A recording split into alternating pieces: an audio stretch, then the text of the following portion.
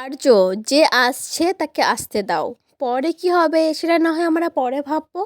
এমনটাই বলছে রাজলক্ষ্মী দেবী আর্যকে। পুরোটা জানতে ভিডিওতে লাইক দিয়ে চ্যানেলটা সাবস্ক্রাইব করে দেখতে থাকুন।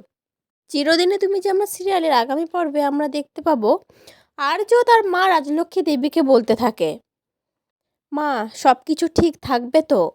যে আসছে সে ঠিকঠাকভাবে আসতে পারবে তো? মানে আর্য অপর্ণার কথা বলছে।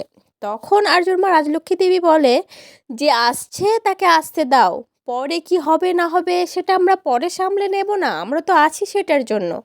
তখন আর্য আর কিছু বলে না, চুপচাপ ভাবতে থাকে যে অপর্ণা যেন সুস্থভাবে ঠিকভাবে তার বাড়িতে তার বউ হয়ে আসতে পারে।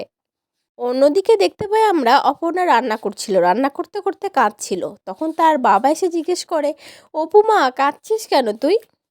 তখন অপর্ণা চোখের জল মুছে বলে, বাবা, আমি তোমার জন্য রান্না করছি। আমি হয়তো এরপরে আর সব সময় তো এখানে থাকতে পারবো না, যখন তখন তোমার কাছে আসতেও পারবো না, তাই আমি চাই তোমার সব প্রিয় প্রিয় খাবারগুলো, রান্নাগুলো আমি তোমাকে রান্না করে খাওয়াবো নিজের হাতে।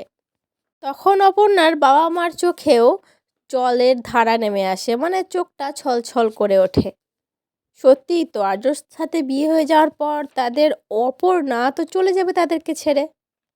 তো বন্ধুরা, তাহলে আর্য অপর্ণার মহাবিবাহ পর্ব হয়তো খুব তাড়াতাড়ি আমরা দেখতে চলেছি, তাই তো? তোমরা কতটা এক্সাইটেড অবশ্যই কমেন্ট করে জানিও। পরবর্তী আপডেট নিয়ে তাড়াতাড়ি আসি, সঙ্গে থেকো, সাথে থেকো, চ্যানেলটা সাবস্ক্রাইব করে দিও। ধন্যবাদ।